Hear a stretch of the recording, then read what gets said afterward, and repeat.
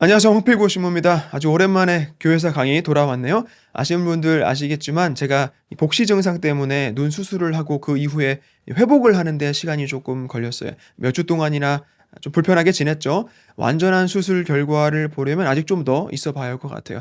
여러분들 화면으로는 잘 안 보이겠지만 여전히 약간의 이 충혈기도 남아 있는 상태입니다. 하지만 그래도 아주 많이 좋아져서 이 본당 업무도 하고 또 일상생활도 하고 여기저기 다니면서 활동도 하고 또 이렇게 강의도 준비해서 할 수가 있게 됐습니다. 그동안 걱정해 주시고 또 기도해 주신 분들께 감사 인사드립니다. 자, 12월은 보통 뭐가 굉장히 많죠. 1년 중에 가장 바쁜 시기인데 그런 와중에 예수님을 또 우리 안에 모실 마음의 준비, 여러분들 여기저기서 대림, 특강 또 피정 많이 듣고 계시죠? 그리고 동시에 우리 이 가톨릭 교회사 강의를 통해서는 어떤 지적인 성장도 함께 이루는 그런 시간 되면 좋을 것 같아요. 자, 지난 시간부터 이제 가톨릭 개혁에 대해서 이야기를 나눠보고 있습니다. 중세 후반으로 가면서 교회는 개혁에 대한 필요성을 아주 절실하게 느끼게 되죠. 단순히 고위 성직자들의 문제들뿐만 아니라 시대 자체가 변함에 따라서 교회도 그 변화를 따라가야 하는 것이죠. 보존할 건 보존하고 새롭게 할 것들은 계속해서 새롭게 쇄신을 해 나가야 한단 말이에요. 다시 말해서 변할 수 없는 절대적인 진리는 더욱 확고하게 천명을 하고 그 진리를 드러내고 또 받아들이는 그 방식에 대해서는 가능한 한 더 적합한 쪽으로 가는 게 맞다 이 말이에요. 즉 사도들이 활동했던 그 시대부터 지금까지 예수님의 말씀은 그대로이지만 교회는 계속해서 완성으로 가고 있다. 즉 변화하고 있다는 겁니다.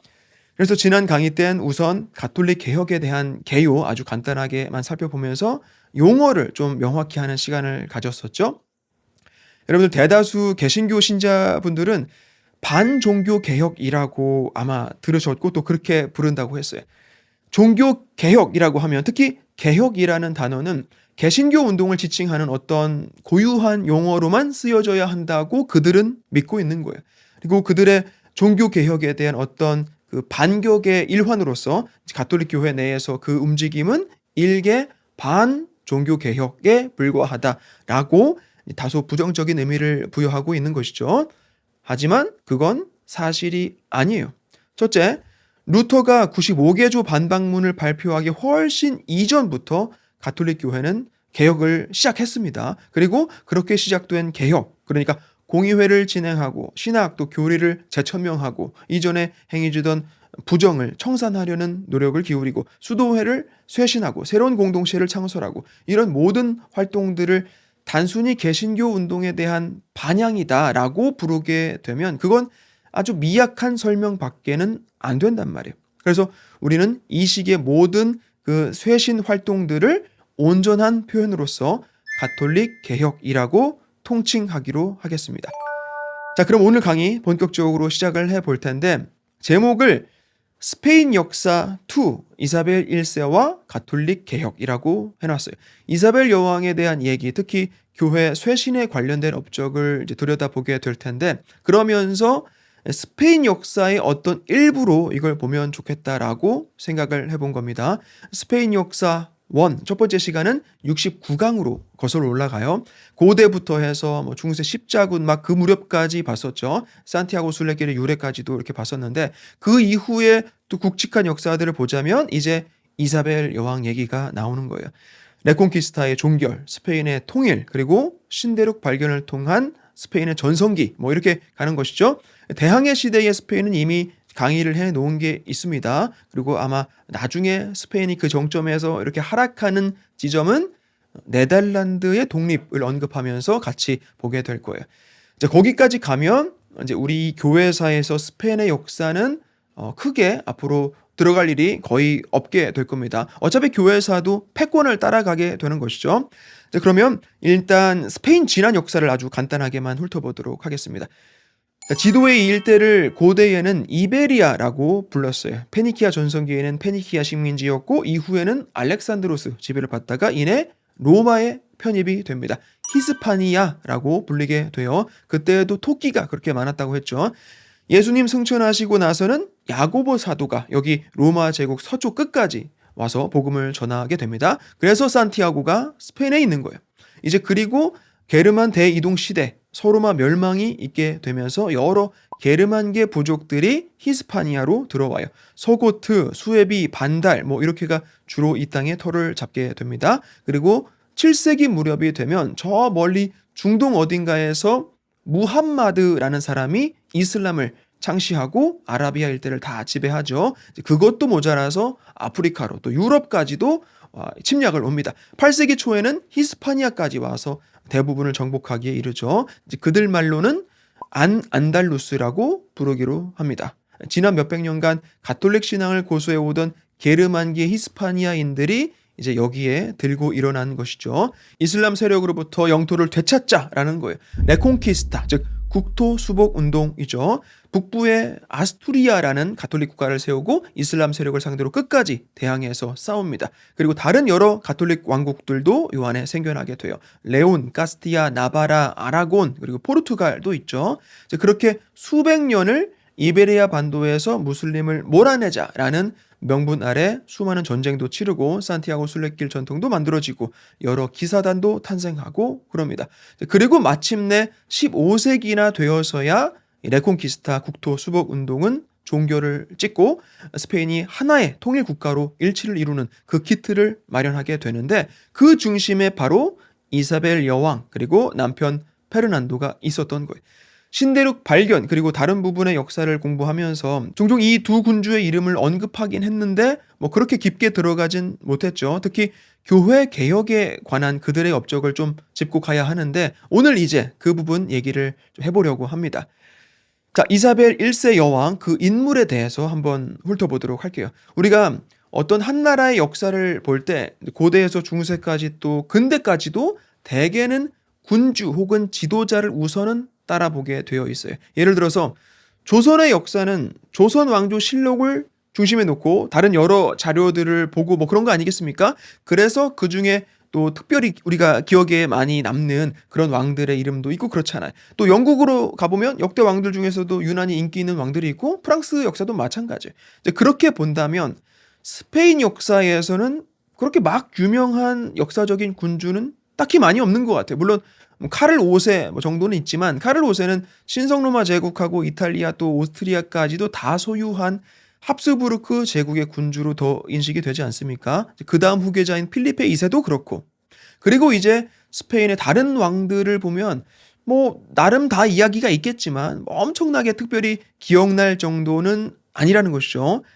근데 유일하게 이베리아 반도 역사에서 반드시 언급이 되는 적어도 교회사 관점에서 볼 때 우리가 중요하다고 보는 군주는 이사벨 1세 정도가 있을 것 같아요. 그리고 남편 페르난도 2세.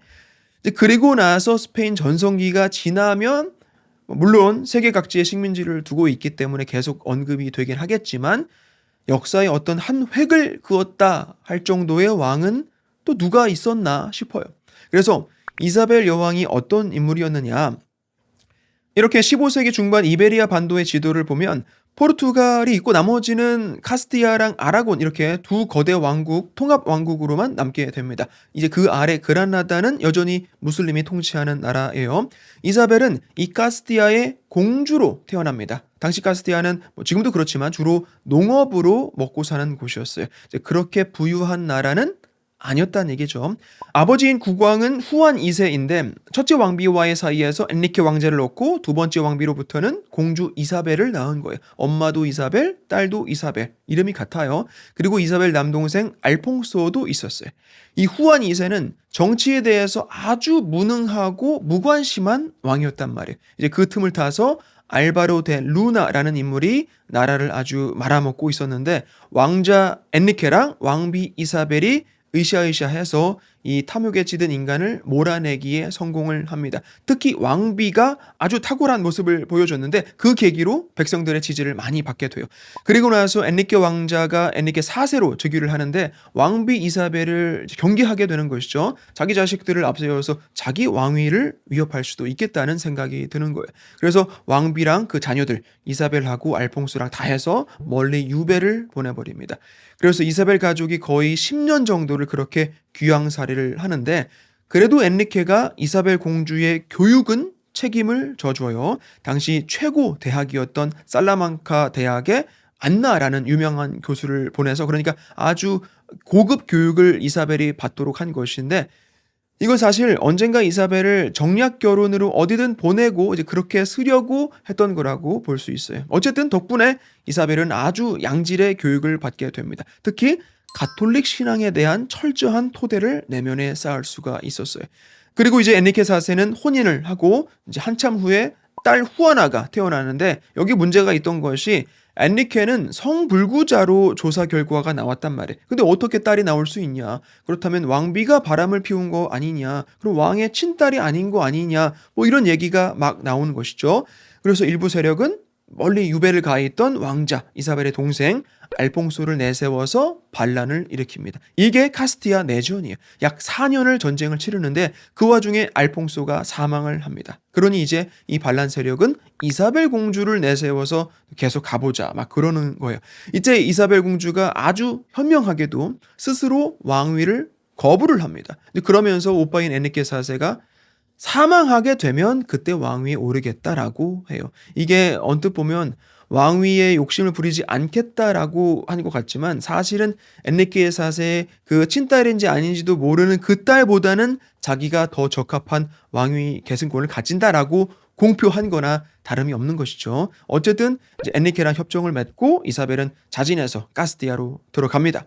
그리고 엔리케는 동생 이사벨을 이제 슬슬 시집 보내려고 해요. 자기한테 유리한 동맹국으로 보내려고 했겠죠. 근데 이때 이사벨은 자기가 직접 신랑감을 찾겠다라고 하면서 주변국들의 사신을 보내서 그 왕족 남자들 신상 조사를 다 해오도록 합니다. 이제 그 중에서 아라곤의 왕자 페르난도가 이사벨 눈에는 딱 들어온 거예요. 이제 어디 왕은 너무 무능하고 어디 왕은 너무 늙었고, 이제 그런데 페르난도는 한 살 연하, 그러니까 나이대도 좋고 성품, 외모 다 괜찮은 거예요. 그래서 페르난도한테 우리 결혼합시다라고 서신을 보내고 페르난도도 흔쾌히 동의를 합니다.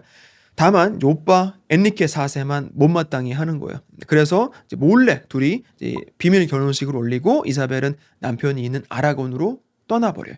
여기에 엔리케는 열이 받죠. 당장에 그 옛날 협정이 뭐 그거 다 무효다라고 하면서 이사벨 왕위 계승권도 박탈하고 그래요. 뭐 근데 그러고 몇 년 안 가서 엔리케는 사망을 합니다. 이제 그 딸 후아나가 왕위에 오르게 됐겠죠. 근데 아라곤에 있던 이사벨이 걔 우리 오빠 친딸 아니잖아. 오빠 죽으면 내가 왕 하기로 했었어. 라고 하면서 카스티아 왕위를 주장하면서 나와요. 귀족들 또 백성들 또 상당수가 이사벨을 지지를 합니다. 그래서 지금의 세고비아의 주교자에서 조촐하지만 즉위식을 거행하고 카스티아의 군주로서 등극을 해요. 1474년이에요. 하지만 반대 세력이 또 가만히 있을 리가 없죠. 또 옥신각신 내전을 치르게 되는데 결국 이사벨이 이 반대파를 잠재우는데 성공을 합니다. 꽤 한참이 걸렸어요. 1479년 알카소바스 조약이라고 하는데 엔리케의 딸 후아나가 이제 끝내 왕위를 포기하면서 전쟁은 마무리가 됩니다. 그리고 같은 해에 이사벨의 시아버지인 아라곤의 왕 후안 2세가 사망을 하면서 그 아들 페르난도 2세가 왕위를 계승하게 돼요. 이제 이사벨은 카스티아의 군주이고 페르난도는 아라곤의 군주로서 부부가 나라 하나씩을 소유하고 있는 것이죠. 두 개의 국가이고 두 명의 왕, 그리고 그 둘은 부부. 뭔가 좀 정리하기가 애매하지 않습니까? 그렇게 쉬운 문제가 아니에요. 이 두 나라가 자연스럽게 합쳐지고 뭐 그럴 거냐. 근데 그게 간단하겠냐고요.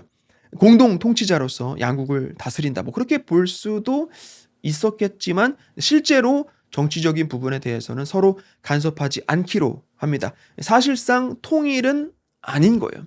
하지만 아주 이후에 결국엔 에스파냐라는 하나의 국가로 통일을 이루게 되는데 그 기초가 여기서 시작이 된 것이긴 하죠.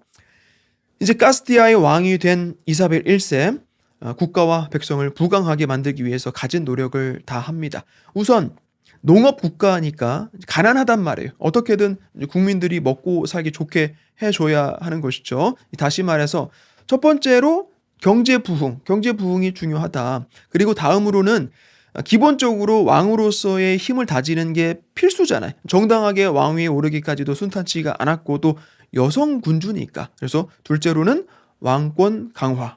그 다음에 신앙적으로도 정리가 필요해요. 여전히 이슬람 세력이 이베리아 반도에 버젓이 땅을 차지하고 있다는 게 이 가톨릭 신심 충만한 이사벨한테는 아주 불편할 수밖에 없는 것이죠. 사실 이 모든 게 다 서로 상호 관련이 있어요. 경제, 권력, 신앙. 이게 다 따지고 보면 개별적인 문제가 아니라고요. 그래서 우선은 귀족들의 권한을 누르면서 왕권을 키우고 이제 그렇게 얻은 힘 또 부를 백성들에게 돌리도록 합니다. 그리고 나서는 전쟁을 준비해요. 남부의 무슬림들을 소탕하자라는 것이죠. 이것도 마찬가지. 전쟁을 치르는 과정에서 왕권도 키우고 동시에 신앙도 지키고 또 땅도 되찾고, 즉 경제적인 이득을 볼 수 있다는 거예요. 전쟁이라는 한 가지 활동이지만 복합적인 목적을 지향하고 있다. 그래서 1492년 그라나다를 함락시키는 데 성공을 합니다. 우리가 한 번쯤 들어봤을 알함브라 궁전이 거기 있죠. 이제 이베리아 반도에서 이슬람 세력은 강제로 개종을 하거나 그렇지 않으면 추방을 당하게 돼요. 교황청에서는 아주 크게 그 공을 인정을 해줍니다. 이사벨을 가톨릭 군주라고 불러줘요. 근데 여기서 조금 이사벨 1세 통치의 어떤 오점이라고 평가를 받는 부분이 이교도들에 대한 처사가 좀 지나쳤다라는 게 있어요. 종교재판소를 설립해서 무슬림 또 유대인들까지 박해를 합니다. 사실 이게 광신도적인 정책이었다라기보다는 정치적인 또 경제적인 이득을 계산해서 그랬을 거예요. 어쨌든 타 종교에 대한 관용을 조금 더 보여줬더라면 아마 역사 속에서 또 한 명의 성군으로 인식이 됐을 수도 있는데 이제 그 부분은 좀 아쉽긴 합니다. 그리고 이제 중요한 게 콜럼버스를 후원했다라는 점이에요. 콜럼버스는 우리가 이미 102강에서 얘기를 했었는데 당시 유럽인들은 지구가 둥글다는 걸 알았다고 그랬죠. 다만 지구의 그 크기를 가늠하지 못했을 뿐이에요. 포르투갈 남쪽 아프리카를 통해서 동방을 향했다면 이제 그 길로는 못 가고 대서양을 통해 반대편으로 가면 될 거 아니냐라고 하면서 콜럼버스는 자기의 그 모험을 믿고 지원해 줄 스폰서를 찾기 시작합니다. 사실 여러 해 전에 이미 이사벨 여왕을 만나긴 했었는데 그 당시는 이사벨이 한창 전쟁 중이었고 정신이 없잖아요. 재정적인 여력도 없었죠. 물론 카스티아 학자들도 콜럼버스 주장을 믿어주질 않았고 그래서 이사벨 입장에서는 좀 있어봐라 뭐 그런 상황이었는데 콜럼버스는 어쨌든 다른 후원자를 찾아서 영국도 가보고 프랑스도 가보고 포르투갈도 가보고 그러고 있었어요. 근데 물론 이제 어디서도 콜럼버스를 믿어주질 않아서 출항을 못하고 있었던 것뿐이죠. 근데 이슬람하고의 전쟁이 끝나서는 이제 이사벨은 경제적인 부분에 좀 더 몰두를 할 수 있게 됐는데 그렇지 않아도 이사벨은 계속 좀 불안하긴 했단 말이에요. 포르투갈은 이미 수십 년 전부터 신대륙 탐험의 선두주자로서 아주 잘 나가고 있었는데 빨리 뭐라도 해야 될 거 아니에요. 그래서 학자들의 반대에도 불구하고 이사벨은 자기 사비까지 털어서 배를 지원하기로 합니다. 이제 그걸 계기로 물론 콜럼버스의 행보에 대해서 긍정적인 평가든 또 부정적인 평가든 어떤 얘기도 해볼 수 있지만 결과적으로는 스페인의 황금 시대, 즉 스페인이 세계 패권 그 중심에 오르게 되는 큰 계기가 됐고 그건 바로 이사벨 1세의 그 판단 혹은 모험이라고 볼 수 있는 거예요. 그래서 일반적인 역사서에서 나오는 카스티아의 여왕 이사벨 1세에 대해서 정리를 하자면 우여곡절 끝에 왕위에 오른 뒤 통합왕국을 탄생시키고 레콘키스타를 완성하고 콜럼버스를 후원함으로써 스페인 황금시대를 열었다. 다만 알함브라 칙령에 대해서는 조금 아쉽다라는 정도로 보면 될 것 같아요. 이제 이사벨 다음 세대에 가면 유럽의 여성 권력의 어떤 전성기를 보게 됩니다. 엘리자베스 1세, 메리 1세, 스코틀랜드의 메리 1세, 카트린 디 메디치도 있고 뭐 그렇죠. 하지만 그들 이전에 이베리아 반도에는 이사벨 1세 여왕이 자국의 이익과 왕권의 안정을 위해서 아주 대단한 권력을 행사했었다라는 걸 기억할 필요가 있어요. 이제 이런 이사벨 1세에 대해서 보통 역사서에서는 전혀 다루지 않는 하지만 우리한테는 아주 중요한 부분이 바로 이사벨 1세는 가톨릭 개혁의 선두주자였다라는 점이에요. 당시 유럽 전역이 그랬지만 이사벨이 즉위를 했던 그 1474년 스페인, 정확히는 카스티아도 교회 내에서의 개혁이 절실히 요구되고 있었단 말이에요. 고위 성직자들은 부와 권력을 누리면서 어떤 영적인 지도자 역할보다는 전쟁, 책략, 음모와 같은 정치적인 힘을 내세우고 있었고 그렇다고 일반 사제들은 자질이 또 부족해요. 라틴어나 간신히 읽고 미사 집전만 겨우 할 수 있을 정도였단 말이에요. 수도원으로 가면 또 어땠느냐? 속세에서 떨어져 나와서 하나님과의 깊은 관계를 맺고 살아가는 형제 자매들의 공동체, 그런 정신이 깃든 곳이라기보다는 귀족들의 손에 운영이 되다시피 하면서 그 귀족들 자기네들 불륜 생활하다가 낳은 사생아들 집안에 가까이 두기 좀 뭐하면 멀리 보내버리는 그런 것으로 수도원들이 전락을 해버립니다. 근데 이사벨 여왕은 신앙 교육을 아주 철저하게 받으면서 성장했다고 했죠. 그런 이사벨 입장에서는 이런 모습의 교회를 그냥 두고 볼 수가 없는 거예요. 레콘키스타를 마침내 이뤄낸 사람이잖아요. 이제 그러면서 교회 안에 부패 역시 척결하겠다라고 나오는 것이죠. 이건 분명히 이사벨의 어떤 순수한 신앙심에서 나온 것이었을 겁니다. 이제 그리고 이런 개혁에 대해서는 남편 페르난도 2세도 동의를 해요. 근데 그 의도는 조금 차이가 있었던 것이, 페르난도는 교회 개혁을 통해서 어떤 정치적인 이득도 계산을 했단 말이에요. 자기 사생아를 사라고사 대주교직에 올린다든지 뭐 그런 것도 있었는데, 이사벨 같은 경우에는 어떻게든 청렴하고 정말 주교다운 주교를 찾도록 애를 씁니다. 그래서 이런 이사벨 1세의 개혁 정책에 가장 중요한 역할을 해줬던 인물이 하나 있었는데, 프란체스코 히메네스 드 시스네로스라는 인물이었어요. 시스네로스는 굉장히 진중하고 검소한 프란치스칸 수도사였는데, 부패한 권력에 맞서다가 한 10년 동안이나 옥살이를 할 정도로 아주 올곧은 사람이었어요. 갇혀있는 동안에도 그냥 마냥 논 게 아니라 히브리어나 다른 학문들을 찾아서 깊게 공부를 했는데, 특히 인문주의에 푹 빠져들게 됩니다. 인문주의자가 돼요. 인문주의자라는 건 무슨 의미이죠? 신앙적으로 또 학문적으로 당시로서는 진보 성향이었다라는 것이고, 그러니까 개혁을 주장하게 되는 것인데, 그 개혁이란 것도 보수적인 개혁은 가톨릭 교회를 쇄신하자는 쪽으로 가는 것이고, 급진적인 개혁을 주창하게 되면 교회에서 아예 갈라져 나가는 쪽을 택하게 되는 거예요. 아무튼 이 시스네로스가 톨레도의 대주교 멘도사 추기경의 추천을 받아서 이사벨 여왕의 고해 사제로 가게 됩니다. 여왕 최측근에서 여왕의 영성을 담당하는 아주 중요한 자리에 가게 된 것이죠. 1492년이에요. 많은 일들이 일어났던 해이죠. 1492년. 그리고 톨레도의 주교가 이제 사망을 하게 되는데, 이사벨은 시스네로스 자기 고해 사제를 톨레도 대주교 자리에 추천을 해요. 톨레도라는 곳은 이베리아 반도에서는 딱 중심에 위치를 하고 있고 중세 내내 수도로서 역할을 했던 중요한 곳이란 말이에요. 따라서 톨레도의 주교직은 부와 명예는 뭐 기본으로 따라오고 엄청난 권력도 행사할 수가 있는 곳, 카스티아 왕국 내에서 또 교회 안에서 가장 중요한 직책인 것인데, 시스네로스는 그 자리를 거절을 합니다.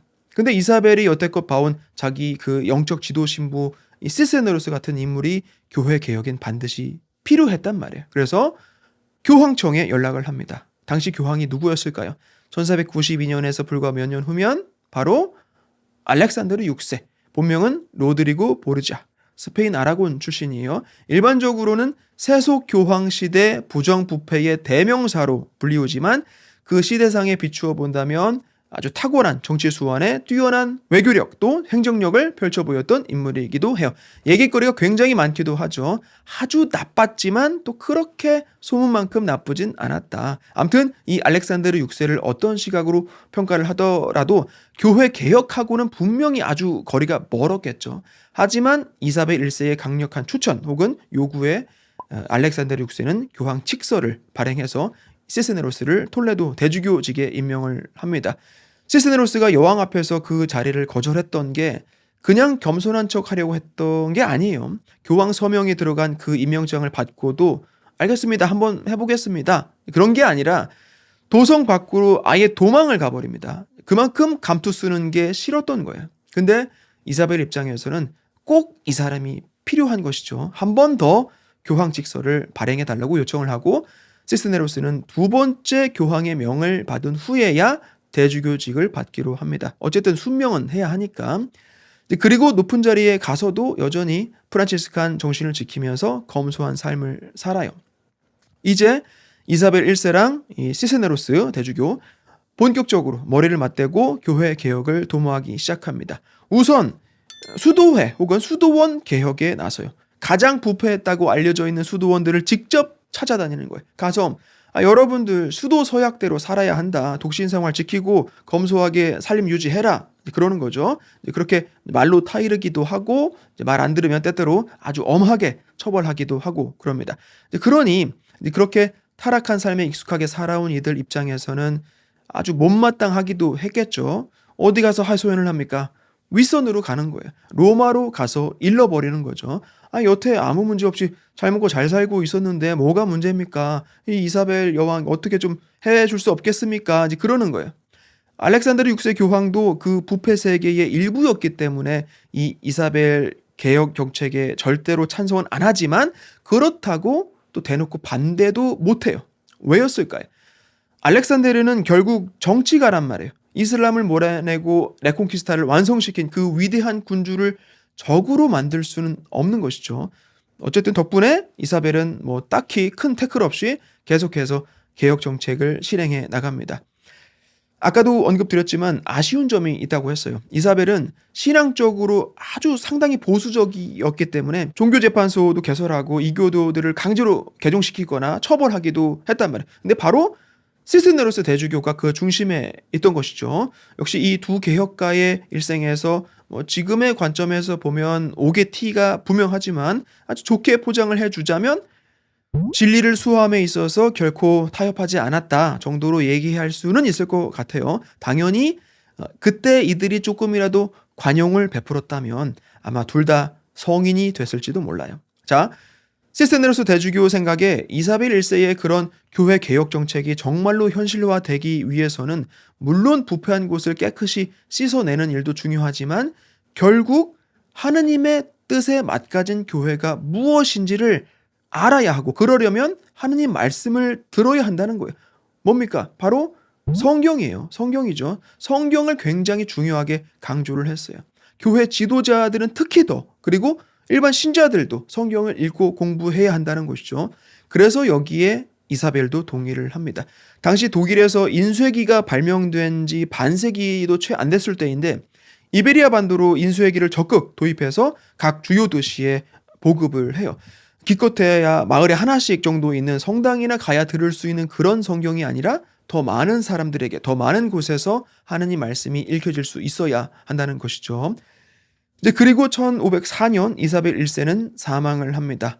그리고 나서 카스티아랑 아라곤이랑 아무튼 왕위 계승에 대한 문제가 그렇게 간단하지 않았겠죠. 자칫 굉장히 시끄러워질 수 있었는데 여기에 시스테네로스 대주교가 개입을 해서 아주 원만하게 진행이 되도록 도움을 줘요. 이제 그 공로를 인정받아서 1507년에 추기경 자리에 오르게 됩니다. 그리고 1516년이 되면 까를 5세가 황제로 즉위를 하는데 아직 16살밖에 안 된 소년일 때란 말이에요.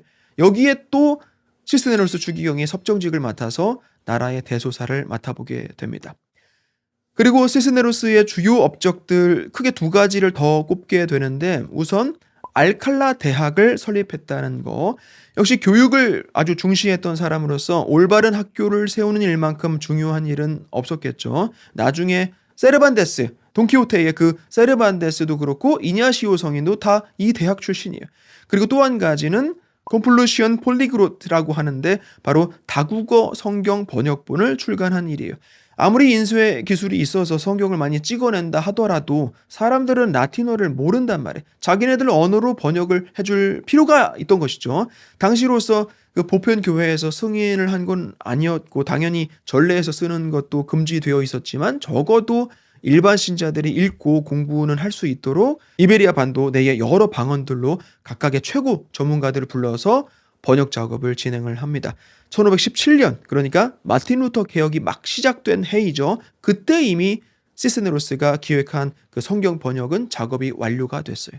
우리야 지금 그 성경을 번역해서 읽는 것이 너무나 당연한 일이지만 당시로서는 개혁이라고 불릴 만큼 그 작업 자체가 어떤 위험적인 부분도 안고 감행을 해야 하는 어떤 것이었는데 이사벨 또 시스네로스는 그럼에도 불구하고 하느님 말씀은 누구나 읽을 수 있어야 한다라고 굳게 믿었던 거예요.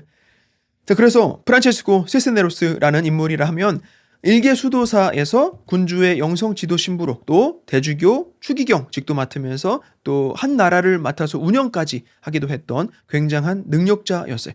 물론 아까 언급드렸던 일종의 그 옥의 티는 있지만 교회는 이런 그의 업적 그리고 그 당시 부패가 만연했던 시대에 시스네로스 추기경만큼은 전혀 스스로와 또 세상과도 타협하지 않았다라는 그 사실을 인정을 합니다. 한 세기가 넘게 또 세월이 흘러서 복잡품에 오르게 돼요. 자, 이사벨과 시스네로스의 이 개혁 활동은 마틴 루터나 다른 개신교 개혁가들의 행보랑은 분명한 차이가 있습니다. 바로 교회 교리 또 전통 부분에 대해서만큼은 절대로 타협하지 않았다라는 점이에요.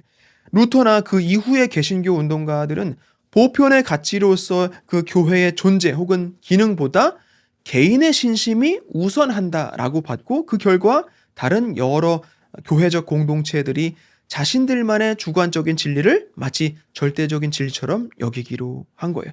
나름대로의 깊은 신심도 있고 하겠지만 절대로 하나의 교회로서 일치하지는 못하게 된 것이죠. 하지만 시스네로스는 학자이고 또 인문주의자로서 배움의 가치를 아는, 그러면서 교회 개혁 선구자로서 또 종교 재판관이었어요. 하나의 뿌리에서 자라난 포도나무에 붙어있지 않고 떨어져 나간다? 즉 교회가 분열된다라는 건 시스네로스한테 있어서는 애초에 있어서는 안 되는, 있어서도 안 되는 일이다라고 봤던 겁니다. 자, 이런 점들이 가톨릭 개혁가들의 전형적인 모습이라고 볼 수가 있어요. 타락한 삶을 지향하고 영성을 강조해요.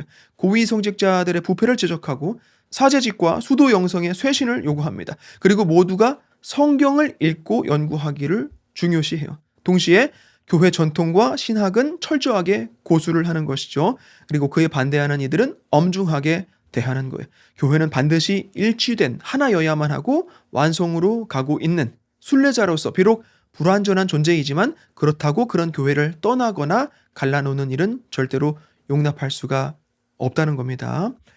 자, 그래서 이번 시간은 여기까지 가톨릭 개혁에 대한 내용을 본격적으로 시작하면서 스페인 1세 여왕의 개혁, 그리고 그 개혁 정책을 실현시키는데 아주 막중한 역할을 해냈던 시스테네로스 추기경에 대한 이야기를 나눠봤습니다. 기억해야 할 점은 개신교 사상가들이 나오기 훨씬 이전부터 가톨릭 교회엔 개혁가들이 활동을 해오고 있었고, 그 개혁가들은 어떤 새로운 교리를 만들어내거나 신학을 고치거나 그러지 않으면서 교회를 쇄신했다는 거예요. 이제 여기서부터 앞으로 어떻게 교회가 바닥을 치고 일어서는지 계속해서 다음 강의들을 통해서 살펴보도록 하겠습니다. 자, 이제 내일 모레 성탄 대축일인데 미리 축하 인사드립니다. 복되고 성스러운 축제 보내시길 바라고 저는 다음 주에 강의로 돌아오도록 하겠습니다. 고맙습니다.